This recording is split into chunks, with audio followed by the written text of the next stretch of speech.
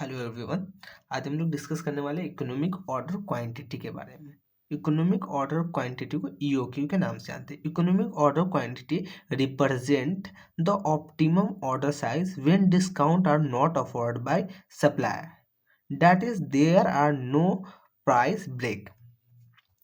Economic order quantity जो represent करता है ऑप्टिमम ऑर्डर साइज बतलाता है जब सप्लायर डिस्काउंट ऑफर नहीं कर रहा है तो कितना साइज का ऑर्डर होगा, मतलब एक ऑर्डर में एक साइज में हम कितना यूनिट ऑर्डर प्लेस करेंगे सो दैट हमारा जो है टोटल परचेजेस कॉस्ट मिनिमम आ सके।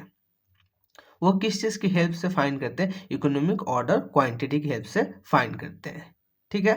At EOQ total ordering cost and carrying cost minimum. Economic order quantity पे ऑर्डरिंग कॉस्ट और कैरिंग कॉस्ट जो होता है वो मिनिमम होता है, सबसे कम होता है। ऑर्डरिंग कॉस्ट क्या होता है? ऑर्डरिंग कॉस्ट कहने का मतलब क्या चीज़ होगा? रॉ मटेरियल को ऑर्डर प्लेस करने की वजह से जो कॉस्ट हम लोग को इनकर्ड करना पड़ता है उसको हम लोग ऑर्डरिंग कॉस्ट के नाम से जानते हैं। कैरिंग कॉस्ट कहने का मतलब क्या चीज़ हो गया? रॉ मटेरियल को स्टोर करने के लिए, कैरी करने के लिए, अपने पास गोडाउन में कैरी करने के लिए जो हम लोग का कॉस्ट इनकर्ड होता है उसको हम लोग कैरिंग कॉस्ट के नाम से जानते हैं। तो इकोनॉमिक ऑर्डर क्वांटिटी हम लोग को वो पॉइंट बतलाता है, वो पॉइंट कहने का मतलब क्या चीज़ हो गया? वो क्वांटिटी बतलाता है कि जो हम लोग ऑर्डर प्लेस करेंगे उतना क्वांटिटी ऑर्डर प्लेस करेंगे ताकि हम लोग का total ordering cost and carrying cost क्या चीज़ हो, कम से कम लगे, जिसकी वजह से क्या चीज़ होगा? टोटल परचेज कॉस्ट जो होगा वो कम होगा हम लोग का। तो वो कैसे बतलाता? क्वांटिटी बतलाता है कि एक ऑर्डर में एक ऑर्डर साइज में हम कितना यूनिट ऑर्डर प्लेस करें एक ऑर्डर साइज में सो दैट हमारा total ordering cost and carrying cost minimum आ सके। At EOQ total purchase cost remain same irrespective of order size. Economic order quantity पे टोटल परचेज कॉस्ट सेम होता है।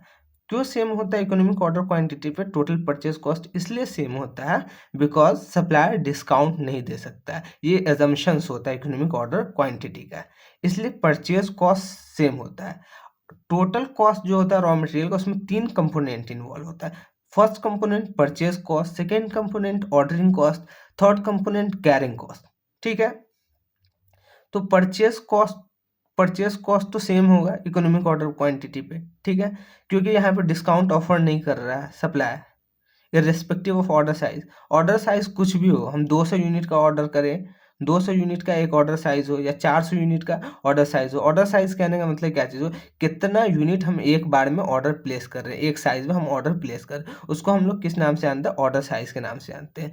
200 unit place कर रहे हैं एक ऑर्डर साइज में या 400 यूनिट ऑर्डर प्लेस कर रहे हैं उसको हम लोग ऑर्डर साइज के नाम से जानते हैं। तो eight EOQ total purchase cost remain same. Purchase cost कहने का मतलब क्या चीज़ हो गया? एक रॉ मटेरियल की एक यूनिट की परचेज कॉस्ट लेस से 5 रुपीज़ है। ठीक है, तो वो क्या चीज़ रहेगी? सेम रहेगा इररेस्पेक्टिव ऑफ ऑर्डर साइज। या तो हम बल्क में परचेज करें, 1000 यूनिट परचेज करें बल्क में, या 200 यूनिट परचेज करें, उस केस में हमको किसी भी तरीके का सप्लायर डिस्काउंट नहीं देगा बल्क में परचेज करने की वजह से। उसको हम लोग इकोनॉमिक ऑर्डर क्वांटिटी के अंदर कंसिडर नहीं करते हैं। जनरली सप्लायर देता है बल्क में परचेज करने की वजह से। 1000 यूनिट परचेज करेंगे तो सप्लायर 10 रुपये के बजाय हम लोग से 8 रुपये चार्ज करेगा। अगर 200 यूनिट एक बार में हम लोग ऑर्डर प्लेस करेंगे तो हम लोग से 10 रुपीज़ चार्ज करेगा सप्लायर। तो इकोनॉमिक ऑर्डर क्वांटिटी जो होता है वो उसको इग्नोर कर देता है। वही बोलना चाह रहा है, एट यू की total purchase cost remain same irrespective of order size. Economic order quantity का फॉर्मूला होता है root over 2AO upon C। हम लोग इकोनॉमिक ऑर्डर क्वांटिटी किस तरीके से फाइंड करते हैं, ऑर्डर साइज किस तरीके से फाइंड करते हैं, जो हम लोग एक ऑर्डर में प्लेस करें सो दैट हमारा total purchase cost of material कम आ सके। परचेज कॉस्ट में 3 कंपोनेंट होता है। वो 3 कंपोनेंट क्या चीज़ होता है? पहला तो परचेज कॉस्ट होता है मटेरियल कॉस्ट में, दूसरा ऑर्डरिंग कॉस्ट, तीसरा कैरिंग कॉस्ट। परचेज कॉस्ट में तो चेंज नहीं होगा ऑर्डर साइज की वजह से, तो चेंज किस में आ सकता है? ऑर्डरिंग कॉस्ट में और कैरिंग कॉस्ट में। ठीक है, तो उसको हम लोग फाइंड करते हैं इकोनॉमिक ऑर्डर क्वांटिटी के फॉर्मूला से। हम कितने नंबर्स ऑफ यूनिट एक ऑर्डर साइज में ऑर्डर प्लेस करेंगे सो दैट हमारा जो है total purchase cost of material कम से कम लगे। तो ए किस चीज़ को रिप्रेजेंट करता है, एनुअल रिक्वायरमेंट ऑफ मटेरियल को। 2 है, ए कहने का मतलब एनुअल रिक्वायरमेंट ऑफ मटेरियल को, कितने एनुअल रिक्वायरमेंट है हम लोग के मटेरियल की, वो हम लोग पुट करते हैं इकोनॉमिक ऑर्डर क्वांटिटी के फॉर्मूला में। वो किस चीज़ को रिप्रेजेंट करता है, ऑर्डरिंग कॉस्ट पर ऑर्डर को, उसको पुट करते हैं।